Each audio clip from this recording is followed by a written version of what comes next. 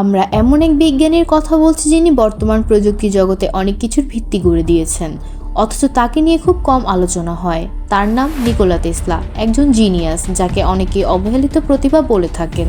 তিনি এমন কিছু আবিষ্কার করেছিলেন যা পুরো বিশ্বকে বদলে দিতে পারত, কিন্তু সেগুলো হয় ধ্বংস করা হয়েছে নয়তো লুকিয়ে রাখা হয়েছে। আজকের এই ভিডিওতে আমরা জানব নিকোলা টেসলার পরিচয়, তার যুগান্তকারী আবিষ্কার এবং কিভাবে তার গুরুত্বপূর্ণ গবেষণা রহস্যজনকভাবে হারিয়ে গিয়েছে। নিকোলা টেসলা জন্মগ্রহণ করেন 1856 সালের 10 জুলাই অস্ট্রো-হাঙ্গেরীয় সাম্রাজ্যের বর্তমান ক্রোয়েশিয়া স্মিলজান গ্রামে। ছোটবেলা থেকেই তিনি ছিলেন অসাধারণ মেধাবী এবং বৈদ্যুতিক শক্তি নিয়ে তার প্রবল আগ্রহ ছিল। তিনি গরিব পরিবারের সন্তান হলেও তার আবিষ্কারের প্রতি এক অদম্য আগ্রহ ছিল, যা পরবর্তী সময়ে বিশ্বকে অবাক করে দেয়। টেসলা ভিয়েনা এবং প্রাগ বিশ্ববিদ্যালয়ে ইঞ্জিনিয়ারিং ও পদার্থবিদ্যার ওপর পড়াশোনা করেন, কিন্তু তিনি কখনোই ডিগ্রি সম্পন্ন করেননি। তবে তার জ্ঞানের গভীরতা এতটাই ছিল যে পরবর্তীতে তিনি থমাস এডিসনের সংস্থায় চাকরি পান, কিন্তু এডিসনের সঙ্গে মতানৈক্যের কারণে তিনি আলাদা হয়ে নিজের গবেষণা শুরু করেন এবং একের পর এক বৈপ্লবিক আবিষ্কার করেন। বিজ্ঞান ও প্রযুক্তির জগতে নিকোলা টেসলা ছিলেন এক রহস্যময় প্রতিভা। তাকে আধুনিক বিশ্বের সবচেয়ে অগ্রগামী বিজ্ঞানীদের একজন হিসেবে ধরা হয়। তিনি এমন অনেক প্রযুক্তির ধারণা দিয়েছিলেন যা আজও আমাদের কাছে বিস্ময় হয়ে আছে, কিন্তু দুঃখজনকভাবে তার অনেক আবিষ্কার হয় ধ্বংস করে ফেলা হয়েছে নয়তো গোপন করে রাখা হয়েছে। অনেকে বিশ্বাস করেন তার গবেষণাগুলো যদি প্রকাশ্যে আসতো তাহলে আজকে বিশ্ব আরও উন্নত এবং সম্পূর্ণ ভিন্ন রূপ ধারণ করত। আসুন তার কিছু গুরুত্বপূর্ণ আবিষ্কার সম্পর্কে বিস্তারিত জেনে নিই। নিকোলা টেসলার অন্যতম বড় আবিষ্কার ছিল পরিবর্তিত প্রবাহ বিদ্যুৎ ব্যবস্থা। বর্তমান বিশ্বে যে বিদ্যুৎ সরবরাহ পদ্ধতি ব্যবহার হয় তার ভিত্তি এই প্রযুক্তি। এটি ডাইরেক্ট কারেন্টের তুলনায় অনেক বেশি কার্যকর, নিরাপদ এবং দ্রুত অতিক্রম করতে সক্ষম। কিন্তু তার সময়কার বিজ্ঞানী ও ব্যবসায়ীরা, বিশেষ করে থমাস এডিসন, এই প্রযুক্তির বিরুদ্ধে ছিলেন।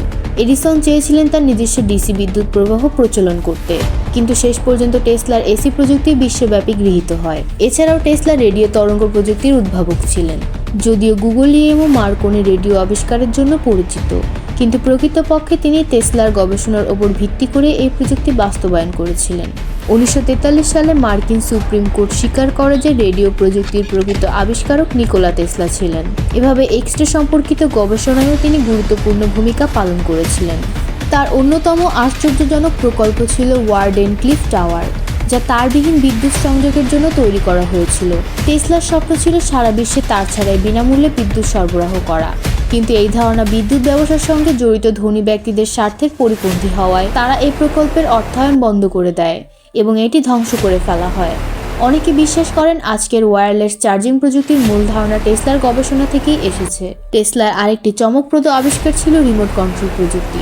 1898 সালে তিনি প্রথমবারের মতো রেডিও নিয়ন্ত্রিত ব্যাটের প্রদর্শন করেন। তখনকার মানুষ বিশ্বাসই করতে পারেননি যে দূর থেকেও যে কোনো কিছু নিয়ন্ত্রণ করা সম্ভব। আজ আমরা যে টিভির রিমোট কন্ট্রোল, ড্রোন বা অন্যান্য রেডিও নিয়ন্ত্রণ যন্ত্র ব্যবহার করি তার পেছনে রয়েছে টেসলার মৌলিক গবেষণা। সবচেয়ে রহস্যময় আবিষ্কারগুলোর একটি হলো ডেথ রে, যা এতটাই শক্তিশালী ছিল যে এটি কয়েক মাইল দূরের শত্রুদের ধ্বংস করতে পারত। টেসলা বলেছিলেন এই অস্ত্র যদি তৈরি করা হয় তাহলে বিশ্বের যুদ্ধ চিরতরে বন্ধ হয়ে যাবে, কিন্তু আশ্চর্যের বিষয় তার গবেষণার সমস্ত নথি রহস্যজনকভাবে উধাও হয়ে যায় এবং মার্কিন সরকার তার মৃত্যুর পর সেগুলো বাজেয়াপ্ত করে।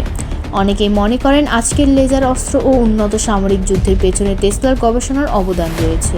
সবচেয়ে আশ্চর্যজনক আবিষ্কারগুলোর একটি হলো অ্যান্টি-গ্র্যাভিটি ফ্লাইং মেশিন, যা ইউএফওর মতো উঠতে পারত। তিনি এমন একটি উড়ন্ত যান ডিজাইন করেছিলেন যা মধ্যাকর্ষণ শক্তিকে অস্বীকার করতে সক্ষম ছিল। অনেকে মনে করেন টেসলার গবেষণাগুলো গোপন করে রেখে মার্কিন সরকার ও অন্যান্য বড় শক্তিগুলো একটি নিজেদের উন্নত সামরিক প্রযুক্তিতে ব্যবহার করেছেন। আজও নিকোলা টেসলার অনেক গবেষণা রহস্যে ঘেরা। অনেকে বিশ্বাস করেন তার কিছু প্রযুক্তি ইচ্ছাকৃতভাবে দুনিয়া থেকে গোপন রাখা হয়েছে, যাতে সাধারণ মানুষ বিনামূল্যে বিদ্যুৎ ও উন্নত প্রযুক্তির সুবিধা না পায়। যদি তার গবেষণা পুরোপুরি প্রকাশ করা হতো তাহলে হয়তো আজকের বিশ্ব আরও উন্নত এবং অনেক সমস্যার সমাধান হয়ে যেত।